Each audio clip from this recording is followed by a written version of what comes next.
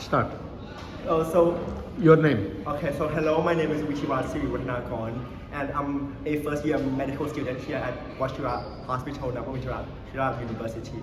First of all, I have to say thank you for this amazing opportunity that has allowed me to really experience the simulation of interacting and also trying to live as someone from a more economically lower country. So I do get a lot of insights and also a lot of reflections as well from what I learned from these experiences. First of all, I really get to take myself and really understand in their perceptions, really get myself into their own shoes. Like for example, I got to be born in a country in Chad, and which my socio-economic status is that it's barely managed, so it's really under the poverty line. But it also taught me a lot of like perceptions and also perspectives in how we live, and also like some comparison to how we actually live in our current society.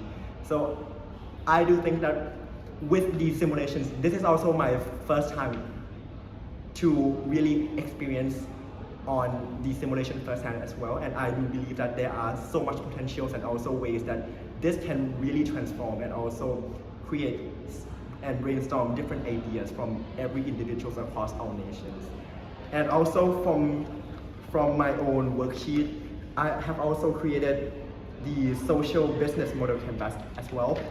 So what I did is that I would like to create a non-poverty organization with the goals into two main aspects. One is to increase the accessibility to like the fundamental resources, and the second is to increasing the job prospects and also like employment opportunities to people. And for like the key activities that we are going to do is that we are going to provide free food, free educational resources, and also free hospitality as well as also include and conducting workshops to really enhance and give skills to like the unemployed individual to help them find some jobs. So let's talk about the value proposition as well. So I do believe that real action does create real change. So from what we did by really offering free resources to like the more unfortunate individuals and also communities, right? We can really implement real change, and I do believe that the value is that if we can really create some impactful change, right, then everyone will see its own value and will be ready to support this movement as well.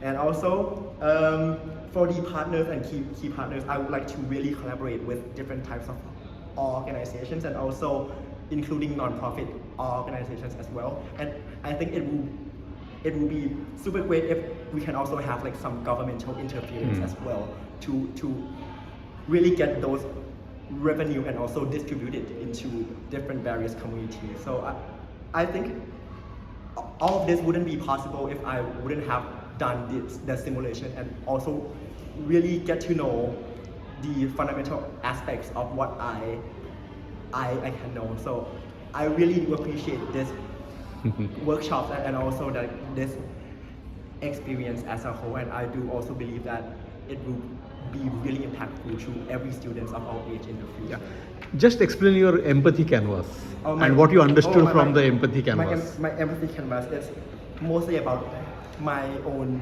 reflections and also like what I learned from this experiences. Well, so like first of all, I think that one of the most distinct thing that I learned is that if I got less opportunity or let's say I was more of the unfortunate spectrum, right?